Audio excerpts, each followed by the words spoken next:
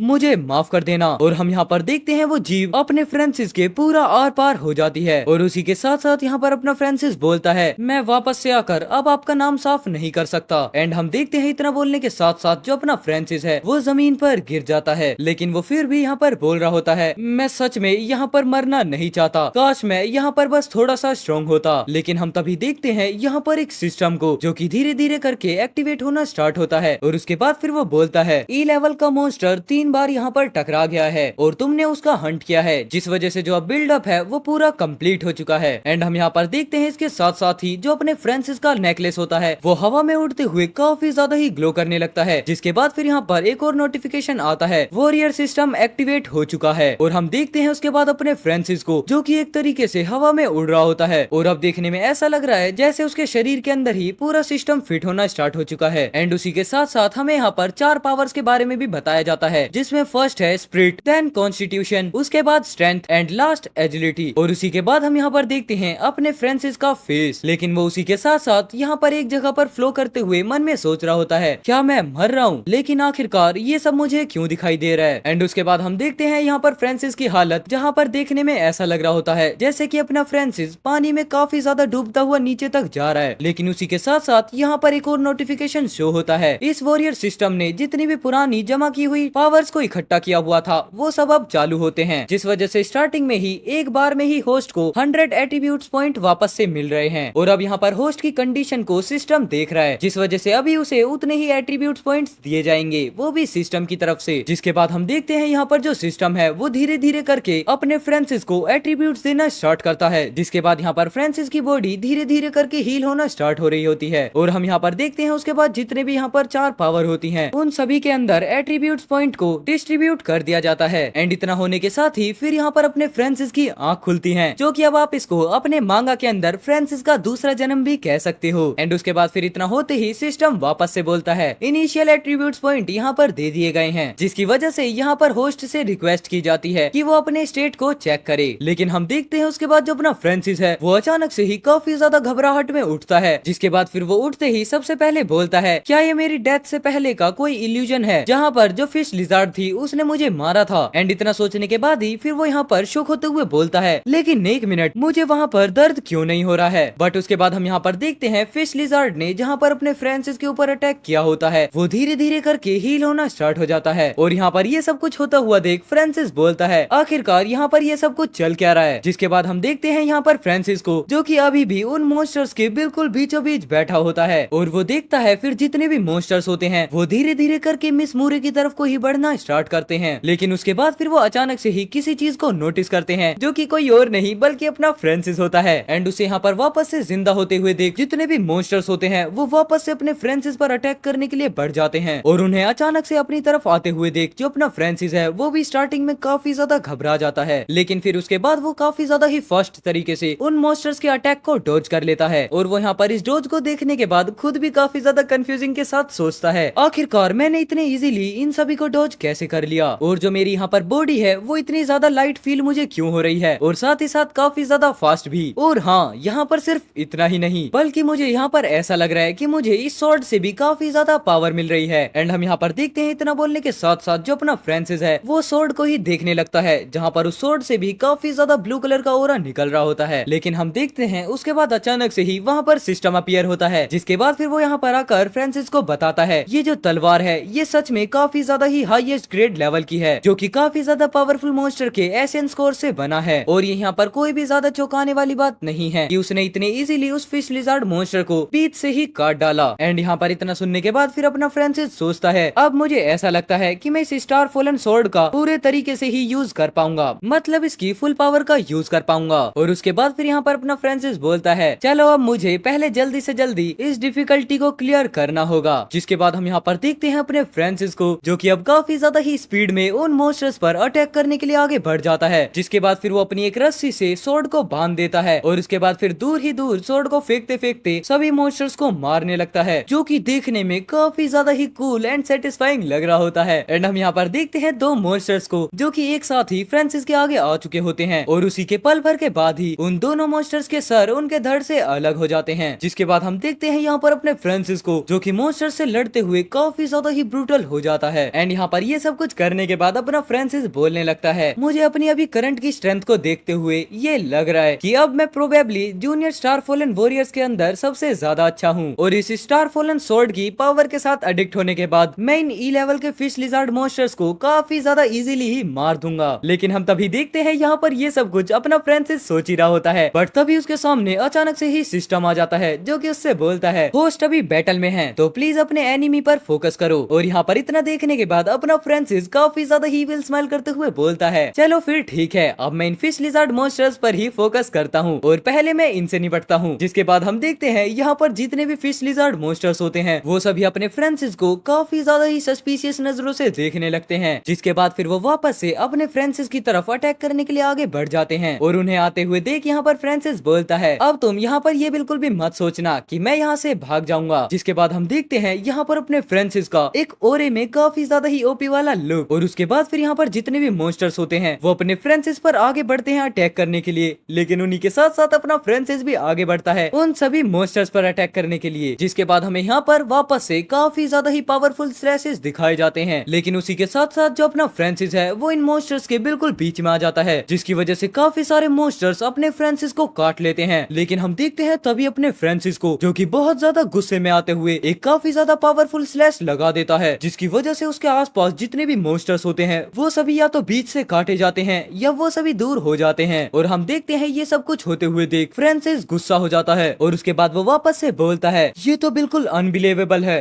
कि मैं अब इन मॉन्स्टर्स से टक्कर ले सकता हूँ। और उसी के साथ साथ अब यहाँ पर और भी ज्यादा ब्रूटल फाइट होना स्टार्ट होती है। जिसके बाद अपना फ्रांसिस स्लाइस लगाते हुए बोलने लगता है, चलो अब यहाँ पर और कुछ नहीं बचने वाला। और वो लगातार बार बार यहाँ पर अटैक करना स्टार्ट कर देता है, जिसके साथ साथ वो यहाँ पर अपने गुस्से को भी बाहर निकाल रहा होता है। और वो सोचते हुए फिर बोलता है, हमेशा एक टीम के पीछे छुप कर रहना। और वापस से वो अटैक करता है, जिसके बाद फिर वो वापस से बोलता है, क्या फाइनली मैं भी अब अपनी किस्मत का मालिक बन चुका हूँ। एंड वेल उसके बाद यहाँ पर अपना फ्रांसिस फाइनली अपनी स्वॉर्ड को जमीन में गाड़ देता है। जिसके बाद फिर वो काफी ज्यादा हांफते हुए बोलता है, मैंने कर दिखाया, मुझ में सच में काफी ज्यादा पावर है। एंड उसके बाद हम देखते हैं यहाँ पर वापस से अपने फ्रांसिस के सामने सिस्टम अपीयर हो जाता है, जहाँ पर अपने फ्रांसिस के सारे एट्रीब्यूट्स लिखे होते हैं। लेकिन अब उसके अंदर एक और चीज ऐड होती है, जो कि होते हैं एट्रीब्यूट पॉइंट, जिनको अपना फ्रांसिस किसी भी हिसाब से यूज कर सकता है, चाहे वो इन्हें स्पिरिट के अंदर यूज करे या फिर कॉन्स्टिट्यूशन, स्ट्रेंथ या फिर एजिलिटी। एंड उसके बाद हम देखते हैं फ्रांसिस को, जो कि साइड में देखते हुए बोलता है, रुको जरा। एंड वहीं पर साइड में ही मिस मूरे भी लेटी होती हैं। जिसके बाद यहाँ पर वापस से फ्रांसिस बोलता है, मुझे यहाँ पर जो भी अभी हो रहा है उस पर ध्यान देना चाहिए। एंड हम देखते हैं एक जगह पर वापस से काफी सारे मॉन्स्टर्स को। तो वेल एपिसोड की स्टार्टिंग में हम यहाँ पर देखते हैं अपना फ्रांसिस मन में सोच रहा होता है, जब ये सबवे टनल अचानक से ही कोलैप्स हो गया था तो उसकी वजह से यहाँ पर जितने भी फिश लिजार्ड मॉन्स्टर थे वो ज्यादातर इस टनल से बाहर निकलकर ग्राउंड पर चले गए थे, ताकि वो लोग सेफ रह सकें। और उसी के साथ हम यहाँ पर देखते हैं अपने फ्रांसिस और मिस मूरे को, जो कि अभी तक उसी टनल के अंदर होते हैं। एंड उसके बाद फिर यहाँ पर अपना फ्रांसिस अपने हाथ में बैंडेज लगाते हुए मन में बोलता है, यहाँ पर जितने भी फिश लिजार्ड मॉन्स्टर्स हैं वो सभी बाहर निकलने वाले रास्ते पर इकट्ठे हो गए हैं, जिस वजह से हमें कुछ टाइम के लिए मॉन्स्टर्स बिल्कुल भी परेशान नहीं करेंगे। और अब मुझे यहाँ पर जल्दी से एक्शन लेते हुए मिस मूरे के जहर को जल्दी से जल्दी बाहर निकालना होगा, क्योंकि वो जो पॉइजन है उसके अंदर कुछ ऐसी चीज मिली है जिसकी वजह से यहाँ पर फिश लिजार्ड मॉन्स्टर काफी ज्यादा अट्रैक्ट हो रहे हैं, जो कि सच में हमारे लिए काफी ज्यादा बड़ी प्रॉब्लम है। एंड उसी के साथ हम यहाँ पर देखते हैं मिस मूरे को, जो कि अभी भी बेहोश हो रखी होती हैं। लेकिन हम उसके बाद यहाँ पर देखते हैं अपने फ्रांसिस को, जो कि धीरे धीरे करके मिस मूरे की तरफ अपने हाथ बढ़ाने लगता है। और उसके बाद फिर वो काफी ज्यादा घबराते हुए बोलता है, मुझे माफ करना, हमें यहाँ से जिंदा बाहर निकलना ही होगा, तो प्लीज मुझे माफ कर देना। एंड इतना बोलने के साथ ही वो यहाँ पर मिस मूरे के आर्मर को पकड़ लेता है। एंड उसके बाद यहाँ पर अपना सीन शिफ्ट होता है टनल के बाहर का। हम काफी ज्यादा ही लिजार्ड मॉन्स्टर्स को देखते हैं, जो कि एक फ्रेग्रेंस के पीछे भाग रहे होते हैं। एंड उसके बाद यहाँ पर फिर अपना फ्रांसिस बताता है, फिश लिजार्ड का बेट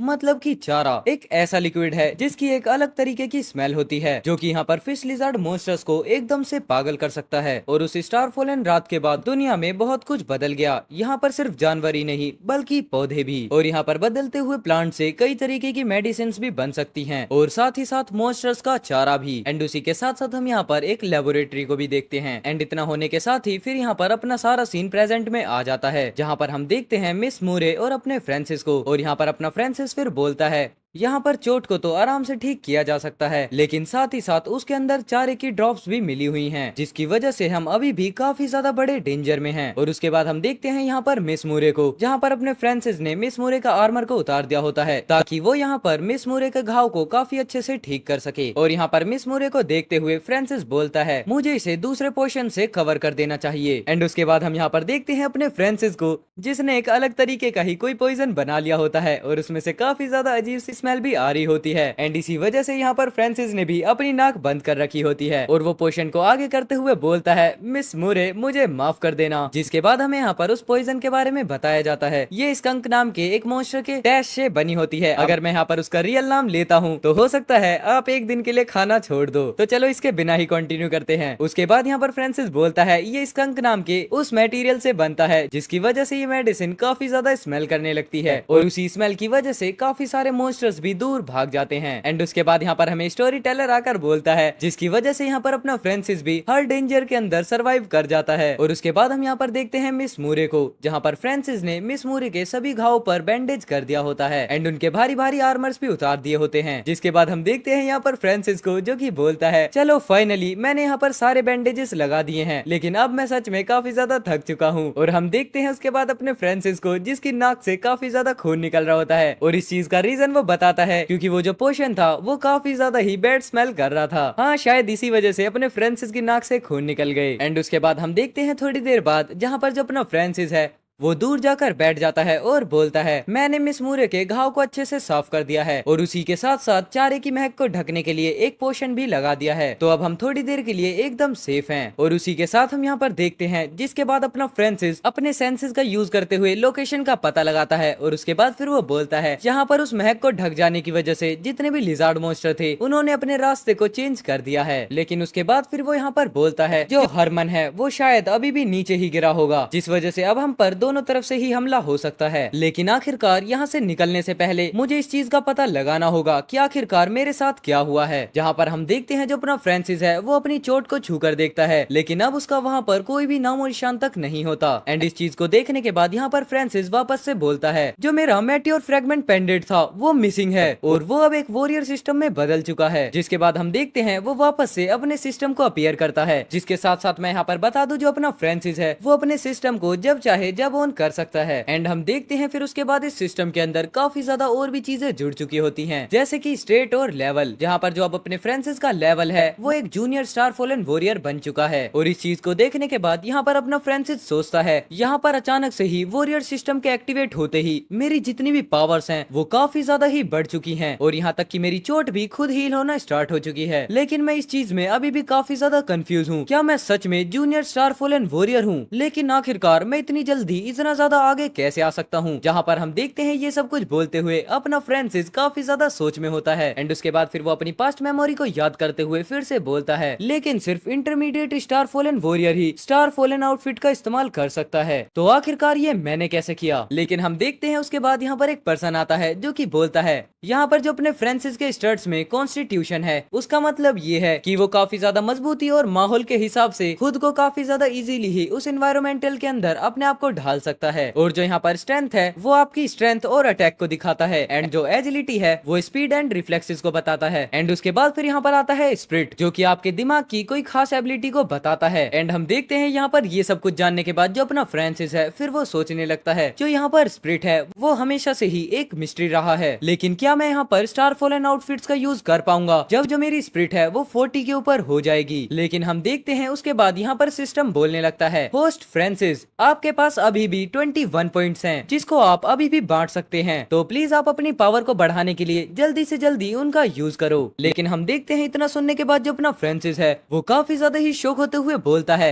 क्या मेरे पास अभी भी एट्रीब्यूट पॉइंट्स हैं जिन्हें मैं बांट सकता हूँ? और हम देखते हैं इतना सुनने के बाद जो अपना फ्रांसिस होता है फिर वो सिस्टम से बोलने लगता है, प्लीज मुझे एक्सप्लेन करो कि आखिरकार वॉरियर सिस्टम का यूज कैसे होता है। लेकिन हम देखते हैं उसके बाद यहाँ पर सिस्टम से कोई भी आवाज नहीं आती एंड अपना फ्रांसिस यहाँ पर बार बार सिस्टम को ही घूरे जा रहा होता है। और उसके बाद फिर वो काफी ज्यादा चिल्लाते हुए सिस्टम पर टैप करते हुए बोलता है, ये सिस्टम सच में कितना ज्यादा इररिस्पॉन्सिबल है। कम से कम तुम मुझे ये तो बताओ कि आखिरकार एट्रीब्यूट पॉइंट्स को कैसे बांटते हैं। एंड वो इतना बोलने के साथ साथ यहाँ पर काफी ज्यादा जोर जोर से अपनी स्क्रीन पर टैप करने लगता है। लेकिन हम देखते हैं उसके बाद यहाँ पर जो फ्रांसिस है वो अचानक से ही शॉक होता है, जिसके बाद फिर वो बोलता है, क्या ये चेंज हुए? ओह, तो अब मैं समझ गया, मैं इसे अपने माइंड से कंट्रोल कर सकता हूँ। उसके बाद हम देखते हैं फ्रांसिस यहाँ पर बोलता है, मेरी स्ट्रेंथ के अंदर 2 पॉइंट्स लगाने की कोशिश करो। और इतना बोलने के साथ साथ यहाँ पर जो अपना फ्रांसिस है वो अपनी स्वॉर्ड को उठाने लगता है एंड फिर वो काफी ज्यादा ही तेजी से स्वॉर्ड को घुमाते हुए बोलता है, ये सच में काफी ज्यादा लाइट हो गई है और जो मैंने ये 2 पॉइंट्स स्ट्रेंथ के अंदर बढ़ाए हैं, क्या ये उसकी इम्प्रूवमेंट है? एंड उसके बाद हम यहाँ पर देखते हैं फिर फ्रांसिस स्वॉर्ड चलाना बंद करता है और उसके बाद फिर वो बोलता है, ओह, तो सच में ये है वॉरियर सिस्टम, ये तो बिल्कुल अनबिलीवेबल है। जिसके बाद हम यहाँ पर देखते हैं वापस से फ्रांसिस के एट्रीब्यूट्स को, जो कि अब धीरे धीरे करके ग्रो करना स्टार्ट हो जाते हैं। एंड फिर फाइनली फ्रांसिस यहाँ पर अपने सारे एट्रीब्यूट्स को यूज कर देता है। लेकिन उसी के साथ साथ फिर यहाँ पर अपना सीन शिफ्ट होता है, जहाँ पर हम देखते हैं एक लिजार्ड मॉन्स्टर को, जो कि कुछ स्मेल करने के बाद काफी ज्यादा ही खुश हो जाता है। जिसके बाद फिर वो काफी ज्यादा ही स्पीड में उस स्मेल का पीछा करने लग जाता है। एंड हम यहाँ पर देखते हैं ये स्मेल एक रेड से आ रही होती है, जिसके ऊपर एक कपड़ा पड़ा होता है। एंड उसके बाद हम देखते हैं जैसे यहाँ पर लिजार्ड मॉन्स्टर आकर खड़ा होता है, तभी हम नोटिस करते हैं उसके पीछे खड़ा होता है अपना फ्रांसिस। जिसके बाद हम देखते हैं यहाँ पर जो अपना फ्रांसिस है फिर वो अपनी सोर्ड को एक पत्थर की तरफ फेंक देता है एंड उसकी वजह से फिर वहाँ पर काफी ज्यादा आवाज हो जाती है। उसका ध्यान उस आवाज पर चली जाता है, लेकिन तभी हम देखते हैं उसके पीछे से आता है अपना फ्रांसिस, जो कि अब देखने में काफी ज्यादा ही खतरनाक लग रहा होता है। एंड उसके बाद हमें यहाँ पर दिखाया जाता है फिर वो मॉन्स्टर, जिसकी हालत अब खराब हो चुकी है, मतलब कि उसे अपने फ्रांसिस ने मार दिया है। और फिर इतना करने के बाद यहाँ पर फ्रांसिस बोलता है, सच में ये कितना ज्यादा ही इजी था। एंड उसके बाद फिर यहाँ पर फ्रांसिस मॉन्स्टर को देखकर बोलता है, ये एक ई लेवल का मॉन्स्टर है। अगर यहाँ पर सिर्फ कुछ दिन पहले की ही बात होती, इस फिश लिज़ार्ड का सामना काफी ज्यादा ही मुश्किल से कर पाता, लेकिन अब बिल्कुल भी ऐसा नहीं है। जिसके बाद हम देखते हैं यहाँ पर अपने फ्रांसिस को, जो कि अभी हमें थोड़ा बहुत पावरफुल तो लगने लगा है। एंड उसके बाद फिर वो बोलता है, मुझे ऐसा फील हो रहा है कि अब मेरे अंदर काफी ज्यादा पावर्स आना स्टार्ट हो चुकी हैं। एंड हम देखते हैं उसके बाद सिस्टम को, जो कि बोलता है, तुमने एक फिश लिज़ार्ड मॉन्स्टर को मारा है, जिसकी वजह से तुम्हें 3 एट्रीब्यूट पॉइंट मिलते हैं। और यहाँ पर ये सुनने के बाद अपना फ्रांसिस काफी ज्यादा ही सरप्राइज हो जाता है। जिसके बाद फिर वो बोलता है, क्या मैंने 3 एट्रीब्यूट पॉइंट कमा लिए, वो भी सिर्फ एक फिश लिज़ार्ड मॉन्स्टर को मारकर। एंड हम उसके बाद देखते हैं यहाँ पर अपने फ्रांसिस के मन में लालच आता है और उसके बाद फिर वो बोलता है, अगर मैं यहाँ पर सारे फिश लिज़ार्ड मॉन्स्टर को मार देता हूँ तो मेरी पावर कितनी बढ़ जाएगी। एंड हम देखते हैं इतना सोचने के साथ साथ फ्रांसिस यहाँ पर हिसाब लगाने लग जाता है और उसके बाद फिर वो बोलता है, यहाँ पर कम से कम 50 फिश लिज़ार्ड मॉन्स्टर तो होंगे ही और उनसे मिलेंगे मुझे 150 एट्रीब्यूट पॉइंट, तो मैं यहाँ पर सीनियर स्टार फॉलन वॉरियर बन जाऊंगा। एंड इतना बोलने के साथ साथ यहाँ पर फ्रांसिस काफी ज्यादा ही चिल्लाने लगता है, लेकिन हम देखते हैं उसके बाद यहाँ पर फ्रांसिस शांत होता है एंड फिर वो मन ही मन में सोचने लगता है, अगर मुझे यहाँ पर इंटरमीडिएट स्टार फॉलन वॉरियर बनना है तो सबसे पहले मुझे शांत होना होगा, क्योंकि पहले यहाँ पर सिर्फ कॉन्स्टिट्यूशन था, जो कि 40 पॉइंट्स होने में 3 एट्रीब्यूट्स कम था। एंड उसके बाद हम यहाँ पर देखते हैं वापस से उस सिस्टम को,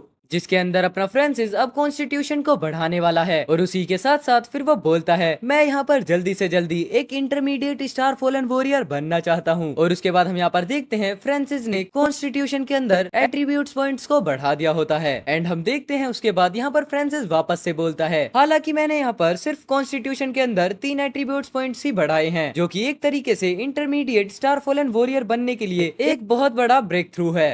लेकिन अब मुझे यहाँ पर ये लगता है कि जितनी भी मेरी स्ट्रेंथ थी अब उसका 50% और भी ज्यादा बढ़ गया है। और हम देखते हैं यहाँ पर अपने फ्रांसिस को, जो कि वापस से अपनी स्वॉर्ड को पकड़ते हुए एक काफी ज्यादा ही ओपी वाला लुक बनाता है। लेकिन उसके बाद फिर वो यहाँ पर वापस से बोलता है, यहाँ पर स्टार फॉलन वॉरियर से भी ज्यादा सुपीरियर होते हैं और वो होते हैं स्टार फॉलन वॉरलॉर्ड्स। एंड इतना बोलने के साथ ही वो यहाँ पर अपनी स्वॉर्ड को पकड़ता है और उसके बाद आगे बढ़ते हुए वो बोलता है, जब तक अब मैं यहाँ पर काफी ज्यादा स्ट्रॉन्ग हूँ तब तक कोई भी मुझे मेरे फादर को बचाने इसे नहीं रोक सकता। और हम देखते हैं वो वापस से स्वॉर्ड को नीचे करते हुए बोलता है, तो चलो अब है हंट टाइम। एंड वेल इसी के साथ यहाँ पर ये वाला एपिसोड खत्म होता है। आई होप आपको एपिसोड काफी ज्यादा बढ़िया लगा होगा। अगर बढ़िया लगा है तो प्लीज वीडियो को लाइक कर देना, चैनल पर नए हो तो चैनल को सब्सक्राइब कर देना एंड अपने दोस्तों के साथ वीडियो को शेयर करना मत भूलना। तो चलो मैं मिलता हूँ आपसे कल एक और नए एपिसोड के साथ। तब तक के लिए take care, good bye and जय श्री राम सभी भाइयों को।